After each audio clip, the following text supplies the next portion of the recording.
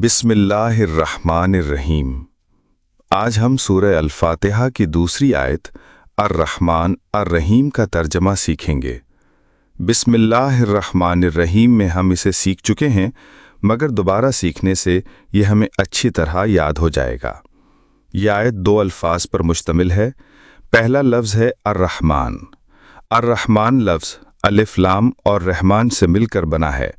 अलिफ लाम रहमान को मार्फा बनाने के लिए लगाया गया है। रहमान का लफ्ज़ उर्दू में इस्तेमाल होता है। इसका मतलब है मेहरबान या रहम करने वाला। दूसरा लफ्ज़ है अर्रहीम।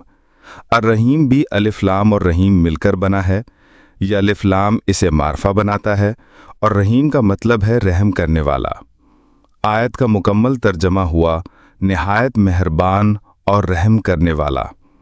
कुरान में रहमान के बाद रहीम के लफ्ज़ का मकसद ये है, जैसा उर्दू में हम लंबा का लफ्ज़ बोलते हैं और अगर हमारी तशनगी पूरी ना हो तो उस पर तड़ंगा का इजाफा कर देते हैं, यानी लंबा तड़ंगा आदमी। इसी तरह रहमान मुबालगा का लफ्ज़ है, मगर अल्लाह की रहमत बहुत ज़्यादा है तो इस पर हम रहीम का इजाफा भी कर देते हैं ताकि कुछ तो अल्लाह की रहमत का अंदाज़ा हो सके। अगर कोई सवाल हो तो कमेंट में पूछ सकते हैं। कुरान के पैगाम को फैलाने के लिए वीडियो लाइक, शेयर और सब्सक्राइब कीजिए।